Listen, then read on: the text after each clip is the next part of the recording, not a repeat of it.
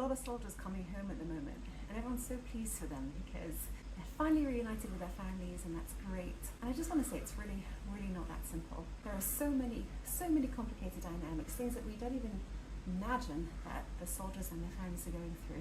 Maybe he needs a lot of attention right now, but so does his wife, because she's been completely exhausted by her role looking after the family when he's away. Maybe she feels quite resentful that he's looking after the rest of the country, but she's been alone in times of sirens and bombings, and she's ashamed to tell him that. Maybe he's so much more connected to some of the people on his unit, men and women, that he's had to share deep experiences with, and he feels less connected to her. Maybe their intimacy is impacted because there has been such a violation of safety that finally that safe space isn't really working. Maybe she's really resentful that she's been thrown into a very, very old-fashioned female role when she's a progressive woman, and maybe he's actually really enjoyed a very, very old-fashioned male role, and maybe when they come back they can't really make that work again. Maybe secretly she's kind of prayed that he'll get injured just a little bit, not a lot, just enough to bring him home, and maybe he's secretly hoping that he doesn't have to come home because he feels so empowered being out there. Maybe she's been thinking about him 24 hours a day, and maybe he hasn't had time to focus on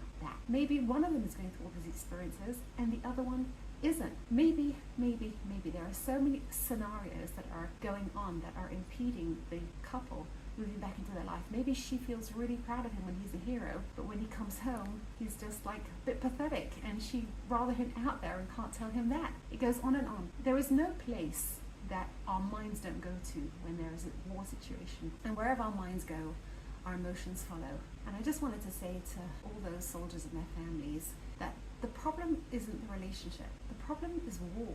And it's not always a great idea to tell everybody in your relationship all your worst feelings and your worst thoughts, but maybe not being able to share those has created more distance and more shame and more guilt. And it takes time. So 2 messages for you guys.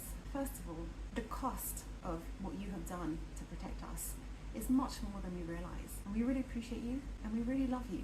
And we sometimes just want to walk up to strangers on the streets who look like soldiers or their wives and say, really, really want to give you a big hug right now, but it's just a little bit of a weird thing to do. But that's how we feel. And secondly, whatever you're going through in terms of recreating the dynamic, it's hard.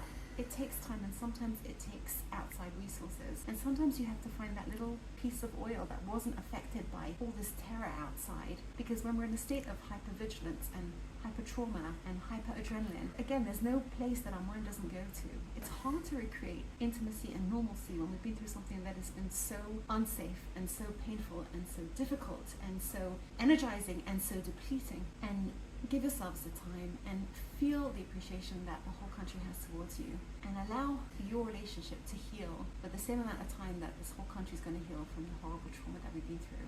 We love you. Thank you.